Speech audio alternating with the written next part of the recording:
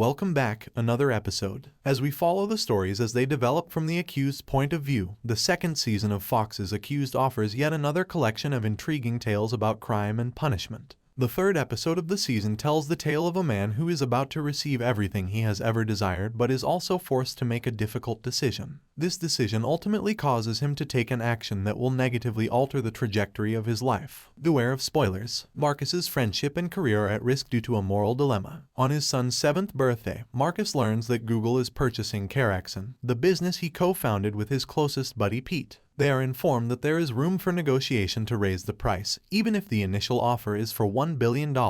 After all, Google will receive a facial recognition technology from Karaxon. The business had a significant victory, but Marcus gets a threat the following day. In order to prevent the matter from going down a legal rabbit hole, Karaxon's name was removed from the records before it was finally buried. Given how well their tracks have been covered, the Blackmailer's threat to reveal the role their technology played in Xavier's death might not result in any legal issues, but it would put them on trial in front of the public, and once that happens, they might as well forget about the entire Google deal. The Blackmailer demands $20 million in exchange for maintaining their secret. It is nothing compared to what they are going to create, according to Pete. How did Pete pass away? Was he killed by Marcus? The prejudice in the technology is what Marcus finds objectionable about the facts the Blackmailer presents. As it turns out, the tech's error margin for detecting black people was more than 2%.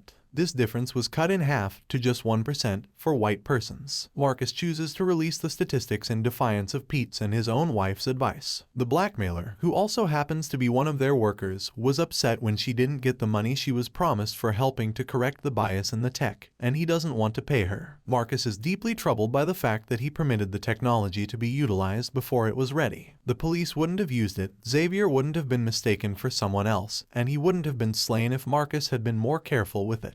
Pete encourages Marcus to let sleeping dogs lie because he doesn't comprehend his sense of guilt. However, Pete tries to stop Marcus when he becomes so insistent about making their error public. A physical confrontation ensues, and while a shocked Marcus watches, Pete falls down the stairway. There was nothing that could be done because of the nature of the fall. Pete immediately passes away. To exacerbate the situation, their employee, who also happens to be their blackmailer, enters the room just as Pete is falling, witnesses the killing, and gives a statement against Marcus in court. Is Marcus held responsible? Does he end up behind bars? Marcus is on trial at the start of the show. He has entered a not guilty plea to the Pete murder charge. It's interesting to note that the question is not whether he shoved Pete down the stairway or not, but rather what his goal was. Marcus claims that it was an error that occurred in self-defense. It ultimately comes down to what the entire picture conveys to the jury.